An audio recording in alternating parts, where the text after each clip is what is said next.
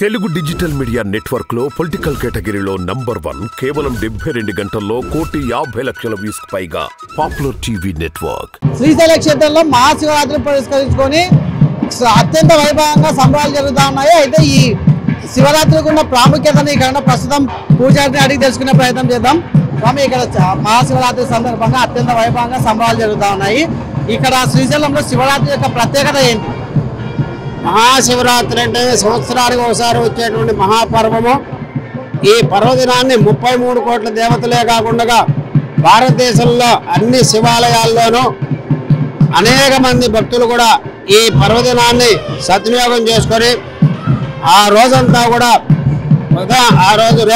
రేపు ఉదయం బ్రాహ్మీ ముహూర్తం మొదలుకొని మరుసటి రోజు మళ్ళీ బ్రాహ్మీ ముహూర్తం ఉదయకాలం వరకు కూడా నిరంతరం స్వామివారి సేవలో వారి యొక్క శక్త్యానుసారం ఉపవాస దీక్షలు, పుణ్యనదీ స్నానాలు ఇవన్నీ ఆచరిస్తూ భక్తులు స్వామివారి సేవలో అనేక రకాల సేవలతోటి స్వామివారి నామోచ్చరణతోటి స్వామివారి సన్నిధిలో జాగరణ చేస్తూ ఎవరైతే గడుపుతున్నారో కరతలామలకంగా స్వామివారి కటాక్షము ముక్తి కైవల్యం లభిస్తుందని చెప్పేసి ఒక్క మహాశివరాత్రికి అంత విశిష్టత కలిగి ఉన్నారు. శ్రీశైలానికి పాదయాత్ర చేస్తూ భక్తులు చాలా మంది వస్తూ ఉన్నారు. అదే ఈ పాదయాత్ర చేసుకుంటూ వచ్చి స్వామివారిని దర్శించుకుంటే ఎలాంటి ఫలితాలు వస్తాయి? స్వామివారు అంటేనే వారి అనుగ్రహం కలగాలంటే మనము శారీరకంగా శ్రమించాలి.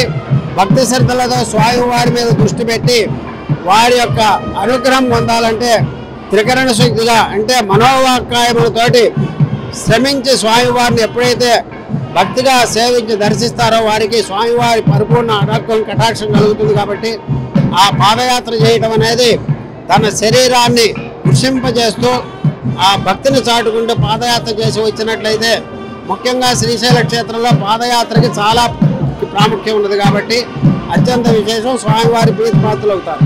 ఓం నమః.